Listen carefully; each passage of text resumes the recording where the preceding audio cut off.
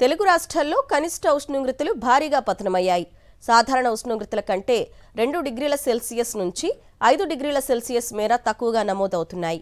శీతాకాలం మధ్యస్థానికి చేరుకోవడంతో ఉష్ణోగ్రతలు పతనమవుతాయని వాతావరణ శాఖ అధికారులు వెల్లడిస్తున్నారు. ఈశాన్య దిశ నుంచి వస్తున్న గాలుల ప్రభావంతో చలి తీవ్రత పెరిగిందని అంటున్నారు. మరో 4 రోజుల పాటు గరిష్ట, కనిష్ట ఉష్ణోగ్రతలు సాధారణం కంటే తక్కువగా నమోదవుతాయని సూచిస్తున్నారు. పిల్లలు, వృద్ధులు, దీర్ఘకాలిక వ్యాధులున్నవారు జాగ్రత్తలు పాటించాలని సూచించారు. తెలంగాణలోని పలు జిల్లాలలో చలి తీవ్రత ప్రజలను వణికిస్తోంది.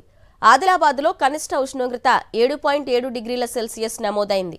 రాష్ట్ర ప్రణాళికా శాఖ వివరాల ప్రకారం రాష్ట్రంలోనే అత్యల్పంగా కుమ్రంభీం ఆసిఫాబాద్ జిల్లా గిన్నెదారి మండలం తిర్యాణిలో 6.1 డిగ్రీల సెల్సియస్ ఉష్ణోగ్రత నమోదైంది.